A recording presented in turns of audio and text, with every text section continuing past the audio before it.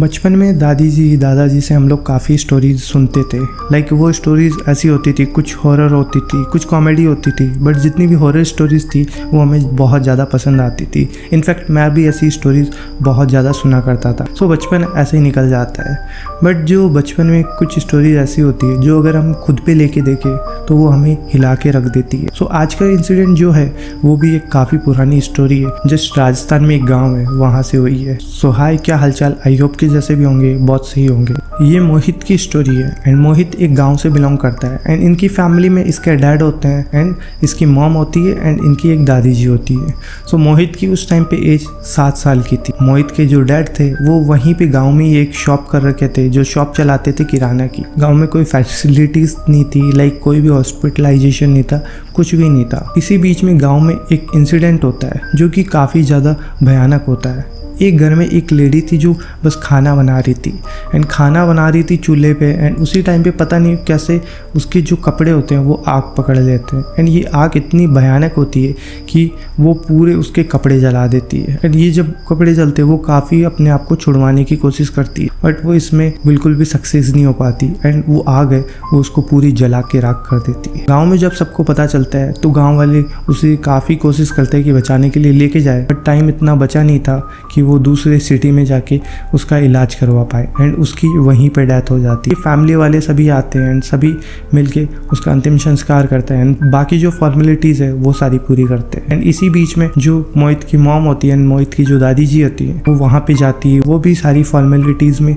शामिल होती है। एंड उसके बाद में जब घर से लौट रही होती है तो इनके घर के 2 रास्ते होते हैं। एक जो रास्ता होता है वो बिल्कुल मार्केट से होके जाता है एंड दूसरा रास्ता होता है वो लाइक इतने ज़्यादा लोग जाते नहीं, यूजुअली जो लेडीज़ है वो ही ज़्यादा उस टाइम पे यूज़ करती थी। मीन्स मार्केट से जाना उस टाइम पे ज़्यादा अलाउ नहीं था कि लेडीज़ वगैरह मार्केट से ज़्यादा जाती थी। एंड जो ये रास्ता था ये एक खेत से होके जाता था, लाइक खेत है एंड खेत पार करके फिर घर वगैरह आता था। सो जब मोहित की मॉम एंड मोहित की दादी जी उस रास्ते से जा रही थी तो जो मोहित की मॉम है वो देखती कि वहाँ पे जो खेत है उसमें एक घर होता एंड ये घर है मोहित की मॉम ने कभी देखा नहीं था। सो वो दादी जी से पूछती है कि माँ जी ये घर किसका है, लाइक ये घर मैंने कभी नहीं देखा। तो जो दादी जी है वो बताती है कि ये घर एक बंगाली का था जो यहाँ पे बस रहता था एंड अपना खर्चा सारा चलाता था एंड प्राथमिक उपचार करता था। जितने भी लोग आते थे दवाइयाँ इसी से लेते। आज से 1 साल पहले इसने पता नहीं क्यों बस खुद को ही फांसी लगा ली थी। रीज़न किसी को नहीं पता होता, बट जब इसके फैमिली वालों को बुलाया जाता है तो उन्हें सारी बॉडी वगैरह हैंड ओवर कर दी जाती है एंड उसको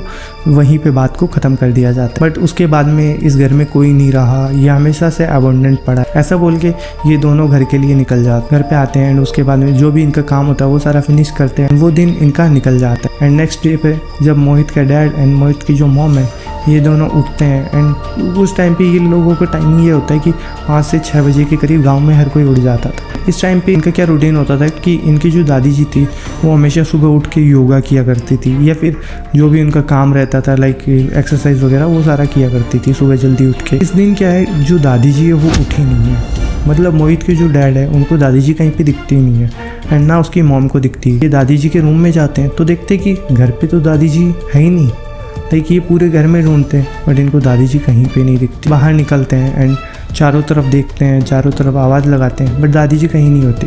पूरे गाँव में ढूंढते हैं बट दादी जी कहीं नहीं होती। ये काफ़ी ज़्यादा परेशान हो चुके हैं। ये डिसाइड करते हैं कि हम सबको इकट्ठा करेंगे लोगों को एंड फिर दादी जी को देखेंगे कि दादी जी आखिर चली कहाँ गई। ये काफ़ी देर तक ढूंढते हैं, हर एक जगह इन्होंने ढूंढा बट इन्हें दादी जी कहीं नहीं मिलती। इसी बीच दोपहर के 1-2 बज चुके हैं एंड उस टाइम पे उसकी दादी जी बस रोड से आते हुए इन्हें दिखाई देती है घर की तरफ। उस टाइम पे मोहित के जो डैड है वो दादी जी से पूछते कि आप कहाँ चली गई थी, लाइक हमने आपको हर जगह ढूंढा, आप आगे चली कहाँ गई थी इतनी सुबह, हम बहुत टाइम से, हमें पता है कितनी ज़्यादा टेंशन हो गई थी, ऐसा बोलते हैं। जो दादी जी है वो बस अपना सिर पकड़ के ऐसे बोलती है कि बस मुझे पता नहीं मैं कहाँ थी, मेरी आँख खुली तो मैं, जो वो खेत है ना, खेत में एक घर है, वो उस घर के सामने बैठी हुई थी, मैं वहाँ पे बैठी हुई थी, मुझे खुद को अजीब लगा एंड मेरी नींद ही अभी खुली है, इतनी लेट मैं कैसे उठी हूँ मुझे कुछ पता नहीं है, ऐसा बोल के वो ज़्यादा रिप्लाई नहीं देती एंड अंदर जाके अपने रूम में बैठ जाती है। एंड मोहित की मॉम को आवाज़ लगाती है कि मेरे लिए पानी लेके आओ वो, तो ऐसा बोल के मोहित की जो मॉम है वो भी उन्हें पानी पकड़ा देती है। ये काफ़ी ज़्यादा सोचते हैं एंड उसके बाद में सबके सब इग्नोर करके अपने अपने घर पे चले जाते हैं। मोहित के डैड को भी काफ़ी अजीब लगता है, बट वो भी उस चीज़ को इग्नोर करके अपनी शॉप पे चले जाते हैं। वो पूरा टाइम निकलता है एंड अब नाइट हो चुकी है। नाइट में सभी लोग खाना खा के सबके सब सो जाते हैं। नाइट निकली, सुबह उठते हैं तो सुबह देखते हैं कि आज फिर से दादी जी नहीं है। तो मोहित के डैड ने जो सुना था कि हाँ वो घर, तो उनके दिमाग में चलता है कि क्या पता फिर से आज मॉम वहीं पे गई होगी। मोहित के डैड एंड मोहित की मॉम दोनों के दोनों बस उसी घर की तरफ जाते हैं। तो ये क्या देखते हैं, उसकी दादी जी है, वो जो घर है उसके गेट पे जाके वहीं पे उसका गेट का ऐसे रेस्ट लेके फिर वहीं पे सो रही है। इन्हें काफ़ी अजीब लगता है कि ये क्या चक्कर है। वो कैसे जैसे करके उसकी जो दादी जी है मोहित की, उनको उठाते हैं एंड उनको घर पे लेके आते हैं। उनको बोलते हैं कि आप कर क्या रही हो, 2 दिन हो गए आपको यहाँ पे आते हुए, आप पूरी रात कहाँ जाती हो किसी को कोई पता नहीं रहता, यहाँ पे आके आप क्या करती हो किसी को नहीं पता, ये आखिर घर में चल क्या रहा है। मोहित के डैड काफ़ी ज़्यादा टेंशन में। मोहित की जो मॉम है वो मनाती है कि ठीक है मैं ध्यान दूंगी इन पे कि आपसे कहीं नहीं जाने देंगे, आप बस दुकान जाओ। ऐसा बोल के मोहित के डैड को तो बस घर से भेज देते हैं एंड उसके बाद में ये पूरा डे निकालते हैं। उस टाइम पे मोहित 7 साल का था, उसको ज़्यादा कुछ समझ में नहीं आता था, तो वो भी अपना खेलने वगैरह निकल जाता था। घर पे जो उसकी मॉम है एंड उसकी दादी जी रहती थी, बट कितना ही टाइम उसकी मॉम भी दादी जी के पास में बैठी रहती थी। वो भी बस खाना वाना बनाने लग जाती थी, ऐसे खाना वाना बनाने लग गई, किसी और काम में लग गई। इन्हें पता ही नहीं चलता कि शाम हो गई। एंड उस टाइम पे मोहित के जब डैड आते हैं तो यकीन मानो जो कुछ इनके घर में हो चुका है वो उसकी मॉम को भी नहीं पता, मोहित को भी नहीं पता एंड मोहित के डैड को भी नहीं पता। मोहित के डैड घर पे आते हैं तो वो अपनी वाइफ से बोलते हैं कि माँ कहाँ पे है, मुझे माँ से मिलना था, मैं माँ के लिए कुछ लेके आया था ऐसे ही खाने के लिए। ऐसा बोलते मोहित की जो मॉम है वो बोलती है कि बस वो तो अपने रूम में बैठी थी, मैंने लास्ट टाइम अभी 3-4 बजे के करीब देखा था, तो मैंने उन्हें बोला था कि आप बाहर आ जाओ, एक बार थोड़ा बहुत घूम आते हैं कहीं पे अगर आपका मन नहीं लग रहा हो तो। बट वो मुझसे बात भी नहीं की, उन्होंने अपने रूम में बैठी रही, तो मैं भी अपने काम में लग गई थी। मोहित के जो डैड है वो सीधा अंदर जाते हैं दादी जी से मिलने, तो वो देखते हैं कि जो दादी जी है वो बेड से नीचे गिरी हुई। वो भागते हुए दादी जी के पास में जाते हैं एंड उनका हाथ पकड़ते एंड जब वो हाथ पकड़ते हैं तो वो देखते हैं कि उनकी बॉडी बिल्कुल ठंडी पड़ चुकी है, वो बिल्कुल हिल भी नहीं रही है, उनकी सांसें बिल्कुल बंद हो चुकी है। मोहित के डैड जल्दी से उठाते हैं एंड काफ़ी वहाँ से लोगों को बुलाते हैं कि जल्दी से आओ इन्हें हॉस्पिटल लेके चलो। एंड इनके जितने गाँव वाले होते हैं, जो इनके पास के होते हैं, सब आते हैं, वो ऐसे देखते हैं थोड़ा बहुत, तो गाँव में लोगों को ऐसे पता चल जाता है, मीन्स कि नॉर्मल उपचार कोई उस टाइम पर जानता था, तो वो बोलते हैं कि नहीं अब कोई फ़ायदा नहीं हो सकता, ये अब नहीं रही। किसी को पता नहीं चलता कि उनका डेथ कैसे हुई, बट उनका फिर अंतिम संस्कार किया जाता है। घर में बिल्कुल मातम का माहौल होता है, बिल्कुल चारों तरफ एकदम उदासीनता होती है, बिल्कुल सबके सब काफ़ी ज़्यादा निराश होते हैं। मोहित के जो डैड थे वो काफ़ी ज़्यादा टूट चुके थे क्योंकि उन्हें कुछ हद तक ऐसी चीज़ें लग रही थी कि ये चीज़ें नॉर्मल नहीं है, कि जो मॉम थी वो उसी घर के पास में जाके बैठती थी। अब 10-15 दिन निकल चुके हैं, 10-15 दिन निकले हैं, वो इस गम से उभरे ही नहीं थे कि अब चीज़ें कुछ हद तक ज़्यादा चेंज होने लगी थी। मोहित की जो मॉम थी वो बस रात में अपने आप ही एकदम से उड़ जाती थी, जाग जाती थी एकदम 3:15 बजे के करीब, 3 बजे के करीब, कभी 2 बजे एकदम से उठ जाएगी एंड उठने के बाद में वो चिल्लाने लग जाती थी। वो बोलती थी मुझे एक औरत दिखाई दे रही है, एक जली हुई औरत दिखाई दे रही है, मुझे दादी जी भी दिखाई दे रही है, ये तीनों उसे दिखाई दे रहा है एंड ये उसे बोल रहे कि हम तुम्हें साथ में लेके जाएंगे, हम तुम्हें मार देंगे। मोहित की जो मॉम है वो काफ़ी ज़्यादा डर जाती थी। डेली नाइट का अब ये हो चुका था। मोहित के जो डैड है उन्हें कुछ भी समझ नहीं आता। वो बोलते कि ठीक है हम लोग मंदिर चलेंगे एक दिन एंड बाकी सारी चीज़ें दिखा के आएंगे। बट वो मंदिर जाने में इतना डिले कर देते हैं कि इनके साथ में एक और इंसिडेंट हो जाता है। इस दिन मोहित के जो डैड थे वो शॉप पे चले गए थे एंड मोहित बस अपने स्कूल के लिए ही चला गया था एंड उसके घर पे मोहित की सिर्फ मॉम होती है एंड उस दिन उसकी मॉम बस काम कर रही थी एंड उसी बीच में इनके घर पे एक बेल बजती है। बेल नहीं बोले तो उस टाइम पे बस गेट पे आके कोई खटखट आता है। मोहित की मॉम है वो गेट खोलने के लिए जाती है, तो वो जैसे ही गेट खोलती है तो वो देखती है इसके सामने एक लेडी खड़ी है जो कि बिल्कुल जली हुई है।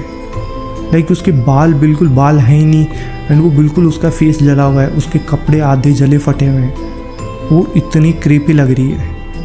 मोहित की मॉम बहुत तेज चिल्लाती है एंड वो शिवर करने लग जाती है एंड बहुत तेज चिल्लाई है एंड वो जस्ट गेट को ऐसे बंद करने ही वाली होती है तभी उसकी मॉम को बहुत अजीब अजीब सी आवाज़ें आने लगती है एंड वो जो लेडी एक अलग ही आवाज़ में विस्पर करती है और बहुत तेज़ मोहित की मॉम को धक्का देती है एंड वो इतना तेज़ धक्का देती है कि मोहित की मॉम सीधा पीछे दीवार से जाके टकराती है। थोड़ी देर बाद में मोहित की मॉम की आंख खुलती है तो वो पाती है कि मोहित की जो डैड है वो घर पे खड़े हैं उसके सामने एंड मोहित भी इस टाइम तक आ चुका है।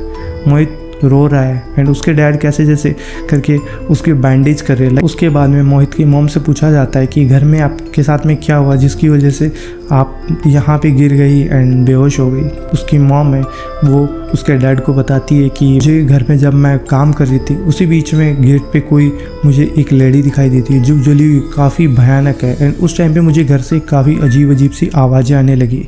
चारों तरफ से मुझे आवाज़ें आ रही है लाइक माँ जी मुझे आवाज़ दे रही है एंड एक आदमी है जो मुझे काफ़ी आवाज़ें दिए जा रहा है। उसके डैड है वो हर एक चीज़ समझ जाते हैं। वो बोलते हैं कि ठीक है अभी हम लोग मंदिर चलते हैं। ये दोनों के दोनों बस मोहित को लेके फिर मंदिर जाते हैं। ये मंदिर जो होता है ये इनके गांव का काफ़ी फेमस मंदिर होता है एंड इनके जो पंडित जी होते हैं गांव के वो काफ़ी बूढ़े होते हैं एंड बहुत पुराने पंडित जी होते हैं। ये उनके पास में जाते हैं हर एक चीज़ बताते हैं। तो पंडित जी होते हैं वो इनसे हर एक चीज़ पूछते हैं कि आप हमें शुरुआत से बताओ कि आखिर बात क्या है। तो वो हर एक चीज़ बताती है ये गांव में ये केस हुआ था इसके बाद में हमारे साथ में ये हुआ, हर एक चीज़ बता देते हैं। पंडित जी हर एक चीज़ समझ जाते।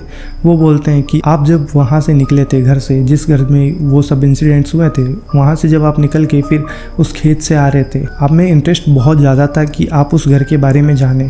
तो आपने जब उस घर की तरफ अंगुली करके इशारा किया उस टाइम पे जब माँ जी ने आपको हर एक चीज़ बताई तो उस टाइम पे वो जो स्पिरिट थी उसने आपकी तरफ से इनविटेशन समझ लिया एंड उसी के बाद में वो सारी स्पिरिट्स आप सबके पीछे पड़ गई। इनफैक्ट आपने घर जाने के बाद में ना गंगा जल छिड़का ना कोई आपने पूजा नहीं। उसके बाद में ये चीज़ें और ज़्यादा बढ़ती गई। मॉम की डेथ हुई वो भी जहाँ तक लगता है इसी वजह से हुई एंड वो जो स्पिरिट्स थी वो सारी की सारी अब आपके घर के साथ में जुड़ चुकी है एंड वो पता नहीं किस हद तक जा सकती है। उनका पहला टारगेट आपकी मॉम थी एंड उसके बाद में आप थी क्योंकि आपने ही उसे इनवाइट किया था अपने घर पे। आप इन चीज़ों से डरिए मत क्योंकि ये जो स्पिरिट्स होती हैं ये ज़्यादा नुकसान नहीं पहुंचाती, ये आपको बस डराती है एंड वो डर इतना काफ़ी होता है। नॉर्मल दिल के मरीज हो तो ये आपको बस थोड़ी बहुत हार्म करेगी लाइक उससे आप खुद ही डर कर कुछ ना कुछ कर लोगे। सो आप बेफिक्र रहिए, आप बस गंगा जल लीजिए एंड थोड़ा बहुत घर में छिड़क दीजिए एंड जो भी अगर आप थोड़ी बहुत पूजा करते हो घर में तो उससे धागा वगैरह कोई या फिर माता जी की कोई भी विभूत होती है वो ले जाके बस उसका धागा बना के पहन लीजिए। उससे क्या है कि आप पे ये चीज़ें थोड़ी कम हावी होगी एंड धीरे धीरे करके ये स्पिरिट्स अपने आप ही चली जाएगी।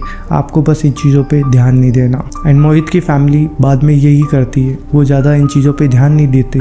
मोहित की जो मॉम है उनको आज तक में वो चीज़ें दिखाई देती लाइक वो उस टाइम तक दिखाई देती थी जब तक उनकी डेथ नहीं हुई थी। अब वो फैमिली पता नहीं कहाँ गई, बस उस टाइम पे जब थी फैमिली तो उनके साथ में ये इंसिडेंट्स हुए थे। अब उस गांव में वो घर भी खाली हो चुका है लाइक अब वहाँ पे कोई नहीं रहता, ना मोहित रहता ना उनकी फैमिली रहती है एंड ये किस्सा उस गांव में काफ़ी ज़्यादा फेमस है।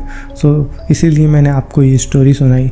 आई होप कि ये स्टोरी आपको अच्छी लगी होगी। हाँ मुझे पता है इस स्टोरी में कुछ ज़्यादा डेंजर नहीं था, लाइक थोड़ा बहुत था इंसिडेंट बट हॉरर तो हॉरर होता है। लाइक ये भी स्टोरी ऐसी है कि जैसे हम लोग गांव में अपने डैड से या फिर दादाजी दादी से जो बूढ़े थे उनसे सुना करते थे पहले।